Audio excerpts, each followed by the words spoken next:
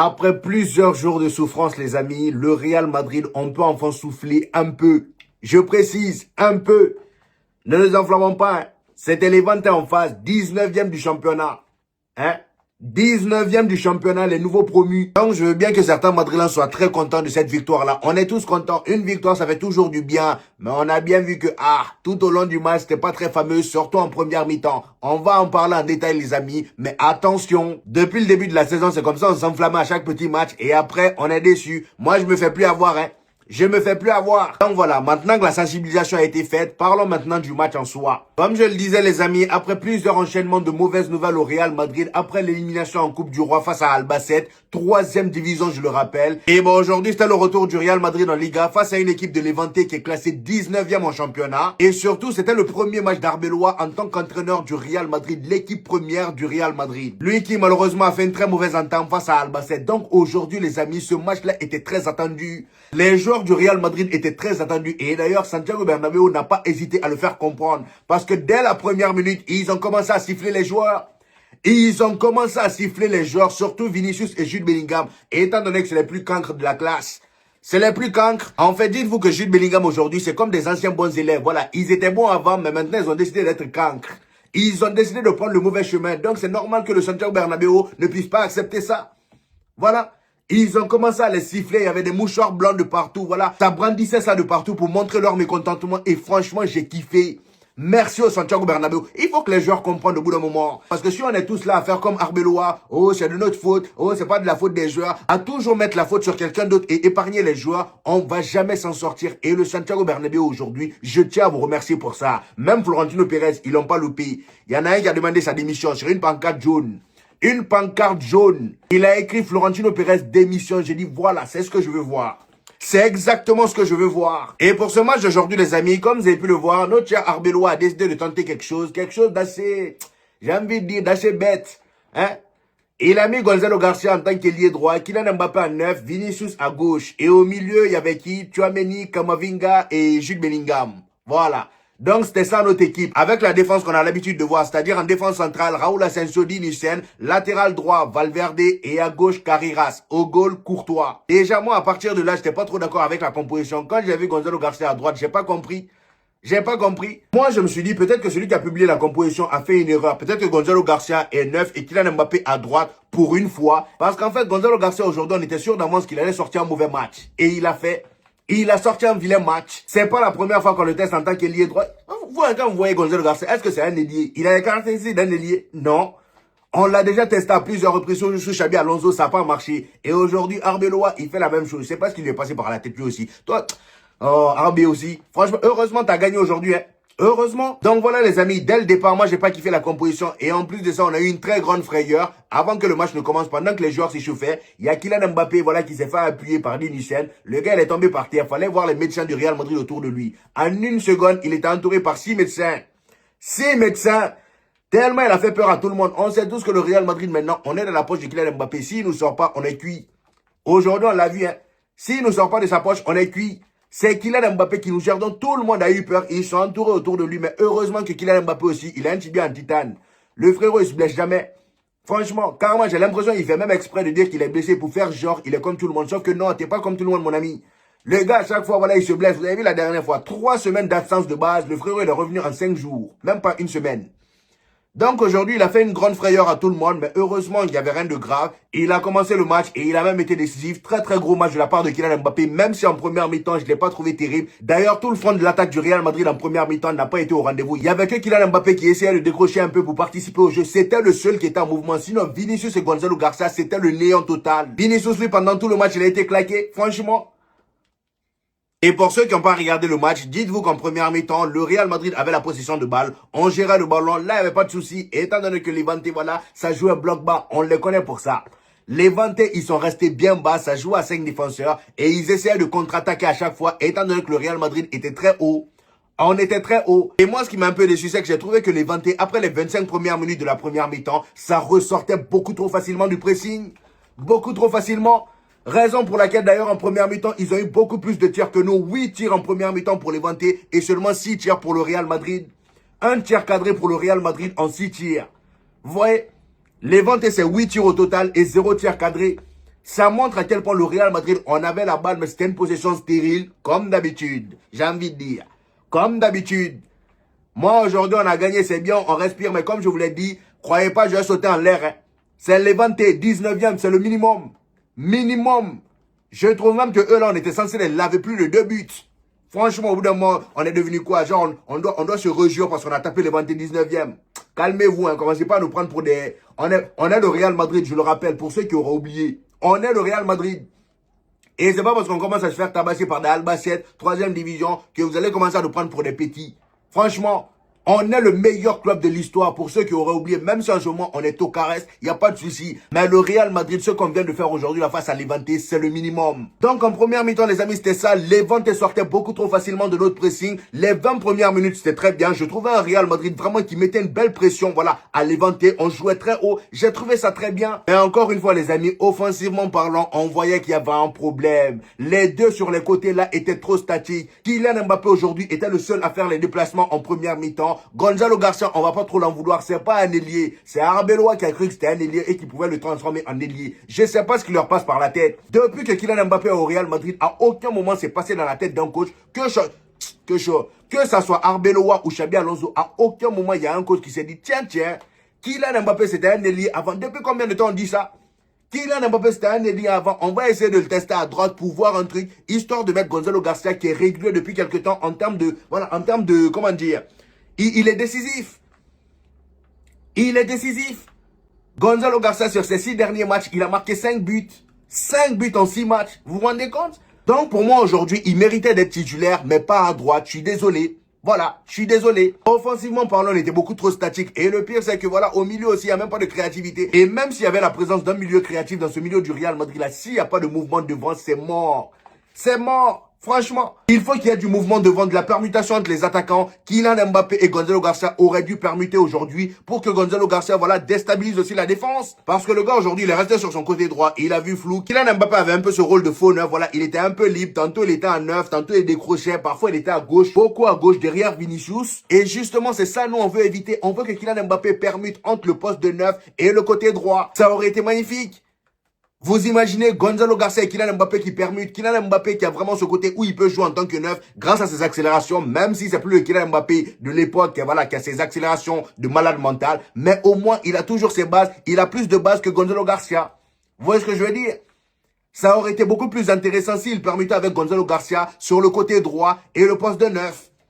Mais malheureusement, on n'a pas eu ça. Et au milieu aussi, on avait des milieux vraiment... Kamavinga, lui, il est... Quel match! Quel match! Kamavinga, vraiment, aujourd'hui, tu as été nul, mon ami. Hein. Franchement, tu as été très nul. Très nul. Les pertes de ballon bêtes. Lui et Jude Bellingham en première mi-temps. Jude Bellingham, au moins en deuxième mi-temps, ça allait un peu dans l'effort, étant donné qu'il a fait le choix de laisser Arda Güler tout seul devant. Et il est parti à son vrai poste de prédilection. On va en parler après. Mais en première mi-temps, Kamavinga et Jude Bellingham, c'était une catastrophe. Surtout Kamavinga. Des pertes de balles... Des pertes de ballon bêtes. À un moment même, il a fait une faute à la con là devant la surface du Real Madrid. Il perd le ballon. Voilà, le gars, même un simple contrôle, il avait du mal. Il perd le ballon et juste après, il part faire une faute bête. Voilà. Il part faire une faute bête et je crois même il a pris un carton jaune si je me trompe pas. Franchement. Lui aussi, parfois, on a l'impression qu'il est maboule. Et pourtant, il fit un temps là où il était vraiment pas mal. Ces derniers temps-là même, avant qu'on ne rentre dans notre période, dans notre période de souffrance. Vous voyez ce que je veux dire? Aujourd'hui, Kamavinga, très très mauvais match. D'ailleurs, c'est la raison pour laquelle ils l'ont sorti, lui et Gonzalo Garcia. C'était vraiment les deux plots, voilà. Les deux plots de la première mi-temps qui servaient à rien. Donc après la première mi-temps qui s'est soldée sur un match nul, la deuxième mi-temps arrive, Kamavinga sort et il y a également Gonzalo Garcia qui sort. Logique, voilà. Et venez surtout pas tomber sur Gonzalo Garcia. Je vous vois venir. Le gars, il a fait ce qu'il pouvait. Voilà, vous allez le coller à droite alors que le gars, ça fait plusieurs matchs, il marque en tant que neuf. Franchement, les entraîneurs là aussi, on dirait, ils font exprès de nous énerver, quoi. Hein? Et puis hier, il vient en conférence de presse pour Arbeloa, toi aussi. Vous avez vu la vidéo que j'ai fait hier. Allez-y, pour ceux qui n'ont pas vu la vidéo, allez-y, regardez. Arbeloa, le gars, je sais pas, on dirait quand il fait des déclarations, là, quand il fait les conférences de presse, on dirait qu'il lit des notes. Ce que Florentino Pérez l'a dit de dire. Ce que Florentino Pérez lui a demandé de dire. Hein? Le gars, il vient dire que, oh, lui, il est au Real Madrid, c'est lui je sais pas, qui donne des décisions, je ne sais quoi. Ça, c'est vrai, on est d'accord avec toi. Mais aller jusqu'à dire que lorsque tu donnes des consignes tactiques aux joueurs et que sur le terrain, ces joueurs-là ne font pas ce que tu as demandé tactiquement, c'est de ta faute et pas de la faute des joueurs. Parce qu'en gros, selon toi, c'est parce que tu as mal expliqué ce que tu voulais qu'ils fassent. Franchement, mon ami. Donc, tout est de ta faute, quoi. S'il pleut, c'est de ta faute. S'il y a des sifflets, c'est de ta faute. Tout est de ta faute. Faut pas nous énerver, Arbi. Je t'ai dit hier, hein. Faut pas nous énerver. Des déclarations vraiment lunaires. Franchement. Donc aujourd'hui, Gonzalo Garcia sort. Camavinga aussi sort. Un match Tocares de la part de Camavinga. Il y a l'entrée d'Arda Güler et Mastantuono qui change tout. Les deux joueurs que j'ai allumés ces derniers temps. Hein? Comment il s'appelle? Franco Mastantuono et Arda Güler. Deux joueurs que j'ai énormément allumés ces derniers temps. Après, j'ai envie de dire, ils l'ont mérité. Et c'est pas parce qu'aujourd'hui, ils ont été bons que... Camavinga, son problème, c'est pas d'être bon dans les petits matchs. On le connaît pour ça. Dans les petits matchs, il sait apporter voilà, son côté créatif. Il est créatif dans les petits matchs. Hein? Aujourd'hui, on a revu cette connexion-là avec Kylian Mbappé. Il est rentré avec une niaque en tant que super sub, vrai super sub. Il est rentré, il a changé le match complètement. Le penalty que Kylian Mbappé crée, c'est lui qui fait la passe en profondeur, voilà. Il rentre, il fait la passe en profondeur. Kylian Mbappé se fait tacler dans la surface. Penalty. Le gars, il transforme le penalty magnifiquement. Premier but du Real Madrid. Et le deuxième but du Real Madrid, c'est encore Arda Güler qui fait le corner pour la tête de Raúl Asensio. Magnifique but de la tête de Raúl Asensio. Vous voyez? Raúl Asensio qui a d'ailleurs été impeccable dans ce match-là.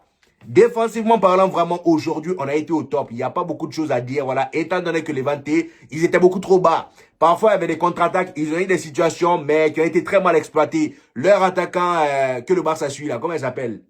Le Camerounais, là, Eta Eyong. Le frérot, aujourd'hui, il a été nul, hein. Donc, c'est ça, Barça, c'est lui, là, le Barça suit. Je l'ai vu avec le Cameroun la dernière fois à la CAN, mais le gars, aujourd'hui, il n'a pas été terrible. Il a beaucoup de pertes de balles. Les simples contrôles, là, il ratait, hein. Des derniers gestes, il était pas serein devant. Hein? Défensivement parlant, le Real Madrid n'a pas eu grand chose à faire. On a été plutôt bon. Valverde a été impeccable sur son côté droit latéral là. Il a été impeccable. Carreras a fait son match. Donc voilà, la deuxième mi-temps, franchement, le Real Madrid était beaucoup meilleur grâce à Arda Güler qui a tout changé. Grâce à Arda Güler qui a tout changé. Et encore une fois, les amis, on va revenir sur Jude Bellingham. Comme je vous le disais tout à l'heure, si Arda Güler a été performant aujourd'hui d'entrée, c'est parce que Jude Bellingham a fait un sacrifice qu'il n'avait plus envie de faire. C'est-à-dire retourner derrière et jouer à son poste. Hein? Milieu central, relayeur. Retourner à son poste. Parce que on sait que Jude Bellingham, depuis un moment, Jude Bellingham, franchement, si ça ne tenait qu'à moi, si j'étais entraîneur du Real Madrid, Jude Bellingham, c'est un remplaçant direct. Hein? Pour moi, avec ses performances-là, il ne mérite même pas d'être titulaire au Real Madrid. C'est un joueur vraiment qui a ce côté physique, c'est un guerrier, il se bat. Ça, on ne peut pas lui enlever ça. On ne peut pas lui enlever ça. Mais vraiment, côté créatif, là, les amis, il faut qu'on commence à se dire la vérité. Jude Bellingham au Real Madrid, c'est pas à lui de prendre ce rôle-là. Franchement, il n'en a pas assez sous les pieds.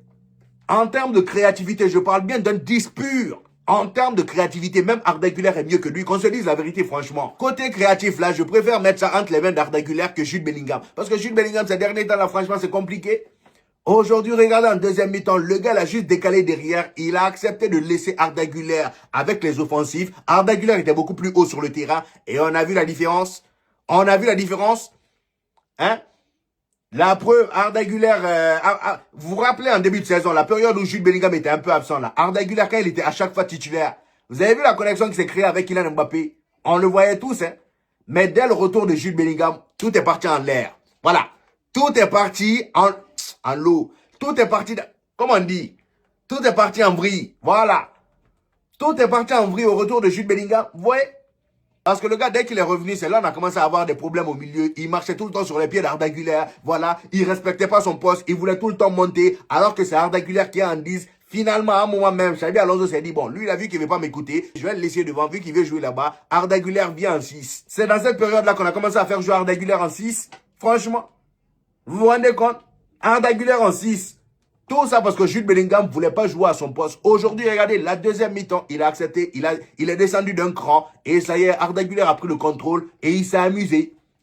Mastantuono qui est rentré, même si bon, c'était pas si foufou que ça. Lui aussi, franchement, il a apporté quelque chose. Comparé à Gonzalo Garcia en tout cas. C'était mieux que Gonzalo Garcia et ce sera toujours mieux que Gonzalo Garcia à droite. Même si oui, Mascherano, c'est pas un joueur que moi je kiffe énormément. En tout cas, en tant qu'ailier, c'est pas un joueur moi qui me fait rêver. Vous voyez ce que je veux dire? Le gars, il est rentré, il a tapé la barre. Dans les efforts, il était présent. Ça, on peut pas lui enlever lui aussi. Les efforts, il est tout le temps là. Si c'est ça vraiment, franchement, il faut compter sur lui. Les replis défensifs, il est là. Voilà, il n'y a pas de souci pour ça. Mais dans les gros matchs, c'est ça leur problème à eux deux là. Lui et Arda Güler. Dans les gros matchs à haute intensité, là où il y a de la pression, Arda Güler, il disparaît. Il disparaît. Même face aux petites équipes qui mettent un peu de pression là. On l'a vu, hein, face à Albacete. Et ils ont mis un peu de pression. Arda Güler, elle a perdu ses moyens. Atlético de Madrid, il perd ses moyens. Il perd toujours ses moyens dans les gros matchs. C'est ça en fait. C'est ça, moi, mon problème avec ces deux-là. Hein, surtout Arda Güler. C'est ça mon problème avec lui. Il est lent. Mais quand c'est des petits matchs comme ça, où vraiment, voilà, où il a la liberté devant, où il est vraiment, voilà, dans son élément, avec Kylian Mbappé, ça glisse crème. Franchement. Avec Kylian Mbappé, ça passe crème. La connexion est déjà là. Ils se comprennent les deux. Depuis le début de la saison, on le voit. Vous voyez? C'est juste avec le retour de Jude Bellingham que cette connexion-là s'est cassée. On a commencé à vouloir faire jouer Arda Güler en 6. Vous voyez? Dans des petits détails comme ça, des petits trucs. En fait, c'est pour ça que je vous dis que l'effectif du Real Madrid a été mal construit. Tout ça à cause de Florentino Pérez. L'effectif a été mal construit. Et le match qu'on a fait aujourd'hui là, c'est bien beau. On a gagné 2-0. On revient à un point du FC Barcelone. C'est très bien. Félicitations à nous parce que oui, voilà. Après une période aussi difficile, après une élimination face à Albacete, peu importe la manière dont on a gagné, on doit être fier. Et franchement, respect au Real Madrid pour ça. Vous voyez ce que je veux dire? Mais franchement, les gars, la manière dont on a joué aujourd'hui la face à Levante, au prochain match, je sais pas contre qui on joue. Je pense Villarreal si je me trompe pas. Au prochain match, attendez, je regarde. Si c'est face à Villarreal qu'on joue, attention, hein. Le Real Madrid, on joue contre qui? Le prochain match. Déjà, on joue face à Monaco en Ligue des Champions. Et ensuite, Villarreal en Liga. Voilà. On joue face à Villarreal en Liga. Après, Villarreal, je me disais bien, j'avais un peu peur, mais en vrai, ça va. Hein.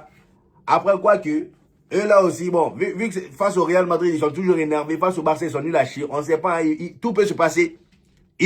Tout peut se passer. Face au Real Madrid, on le sait maintenant. Après, ceux qui est bien, c'est qu'au match aller, on les a déjà tapés 3-1. Voilà, moi, ça me rassure. On les a déjà tapés 3-1 au match aller. Donc, il n'y a pas de souci à les rebattre une deuxième fois. Mais restons sur notre garde. On reste sur nos gardes.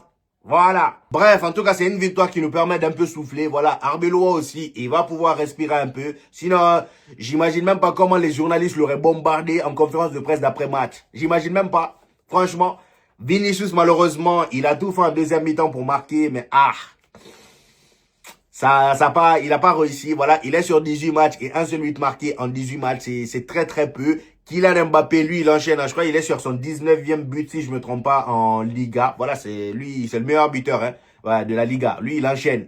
Voilà, il n'y a pas à dire, oh, Vinicius est dans une mauvaise page, elle laisse les pénaltys. Non, c'est bien même Kylian Mbappé continue comme ça. Il y en a marre de ces trucs-là. Kylian Mbappé, lui, il sait être leadership offensif. Hein. C'est pas comme Vinicius qui, à l'arrivée de Kylian Mbappé, il laissait tout Mbappé. Genre, il veut le mettre en confiance. Maintenant qu'il est en confiance, toi-même, tu vois. Toi-même, tu vois, mon ami. C'est ça, Kylian. Continue comme ça. J'aime bien.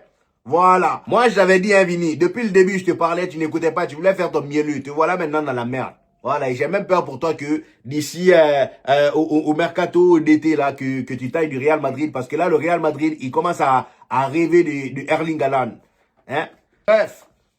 En tout cas, j'ai assez dit. C'était mon avis sur ce match-là. Il n'y avait pas grand-chose à dire non plus. Hein. Voilà, c'était mon avis. J'espère que vous avez kiffé la vidéo. Donnez-moi vos avis en commentaire, les amis. J'hésiterai pas à vous répondre comme d'habitude. N'oubliez pas le petit pouce bleu qui fait toujours plaisir, les gars. Ça aide au référencement. Pour tous ceux qui viennent de découvrir cette chaîne, ici on fait des vidéos débriefs des matchs du FC Barcelone et du Real Madrid. Et quand il n'y a pas de match, on fait des vidéos d'actualité. Donc abonnez-vous pour ne rien rater. Et on se dit au prochain épisode, les gars. Peace!